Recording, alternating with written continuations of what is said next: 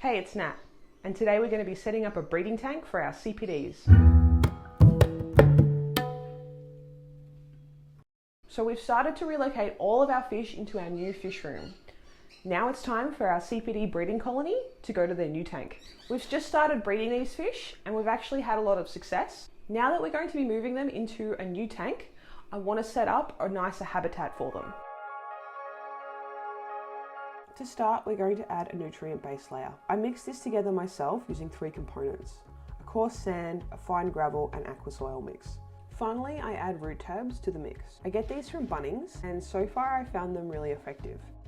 Once I started using them, I did notice less of a melt back on my plants in tanks. Now that I have the nutrient layer in, we can cap it with a decorative sand.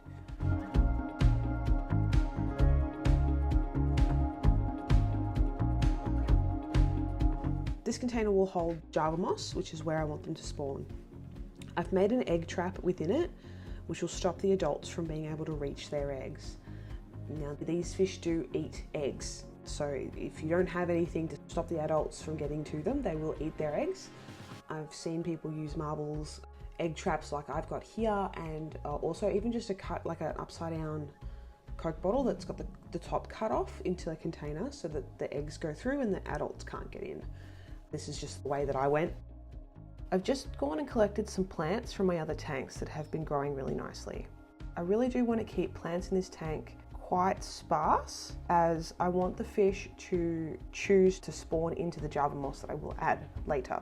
So to achieve this, I'm going to use a lot of plants that don't have bushy, fluffy foliage.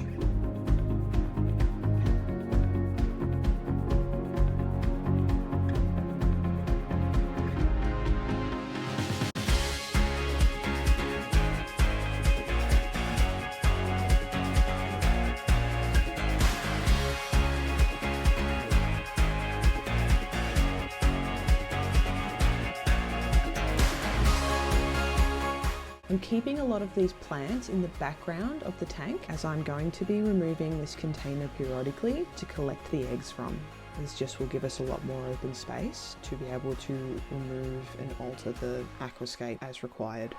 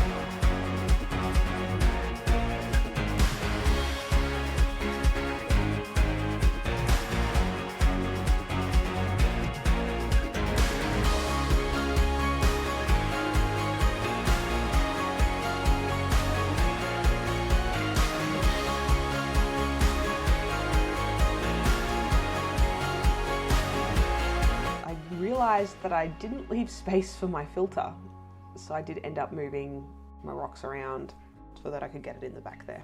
Now, I use pre-seeded filters when I set up new tanks. This will speed up the tank cycling process so I can put fish in a little sooner.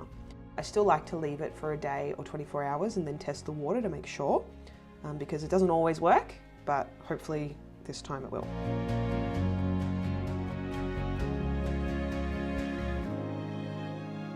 Okay, now we can fill her up. The water does go a little dusty because of the substrate. This is pretty normal, but it'll clear up pretty quickly. I've also got, of course, some GH and KH crystals in there. So the filter will do its job, and that will become clear water in the next couple hours. We'll do a water test tomorrow and make sure she's all good to go, and then we get to release our fish.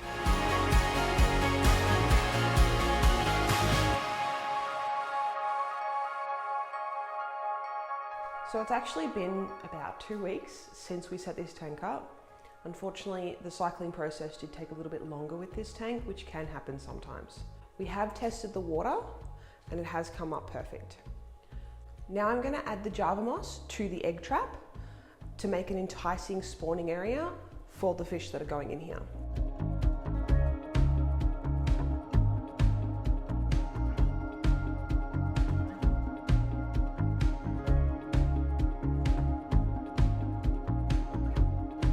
I like to fluff it up a little bit to make it sort of look a little bit bigger than it actually is.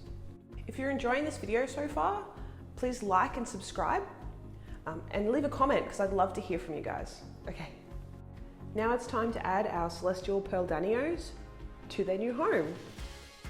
I'm really looking forward to these guys settling in and starting to spawn again. So here we go. So I hope you guys really enjoyed this video and thank you so much for watching.